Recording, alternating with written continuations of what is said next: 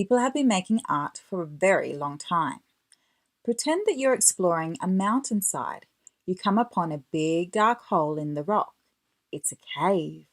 You take out a flashlight and use it to light your way as you go inside. It's cool, damp, and dark. The ground is rough and slippery. Whoops! You almost fall. As you throw out your hands to steady yourself, the flashlight shines on the wall of the cave. And that's when you notice something. It's a picture, a small drawing. You shine your light and look closely. You see the figures of some animals. Who drew these pictures? What artist would use the wall of a cave instead of a piece of paper? Well, how about an artist who lived long before paper was invented? These pictures on a cave wall were drawn by a person so many thousands of years ago that it's hard to imagine. Almost 30,000 years ago. Drawings by the world's earliest artists have been found on the walls of caves in France, Spain, and right here in the United States. Why do you think these early people drew pictures of animals? Were the animals important to these early people? As the cave paintings show, people have been making art for a very long time.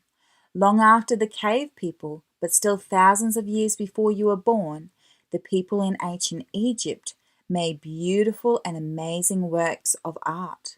For the ancient Egyptians, art was an important part of their religion. The ancient Egyptians had wonderful works of art such as pyramids, the Great Sphinx, and mummy cases.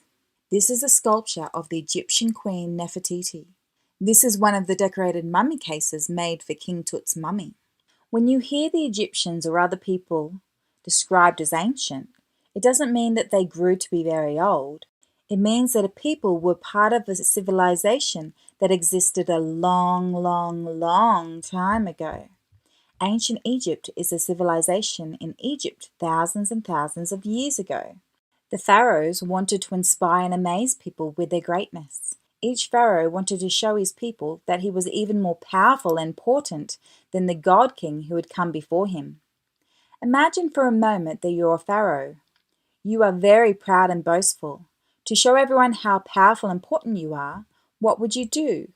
Would you have someone write a story about the great things you've done?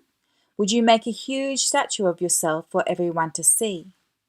Those ideas occurred to the pharaohs too. The pharaohs ordered thousands of slaves to build great monuments to themselves and the gods they worshipped. This is a statue of Ramses II. They ordered workers to carve large images of their faces in stone. Now imagine for a moment that you're one of the workers. You sweat and strain in the sun as you drag huge heavy stones across the hot sand. Maybe you don't think as highly of the pharaoh as he does of himself. This is a giant carving of Ramses II and his family. One very important pharaoh, Ramses II, thought he was so great that he even erased from the monuments the names of many pharaohs who had come before him. He made sure only his stories were written on the walls of the buildings. Hieroglyphics, picture writing.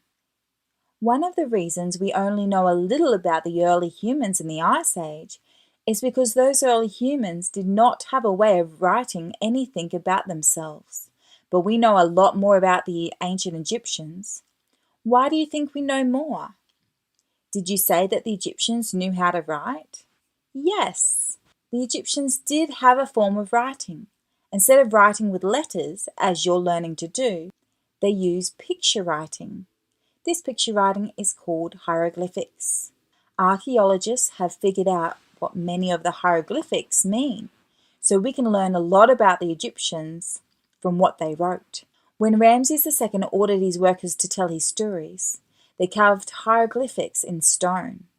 Each picture, whether a falcon or a snake or of a shepherd's staff, had a meaning. One of the reasons we know so much about Ramses is that he wrote a lot about himself.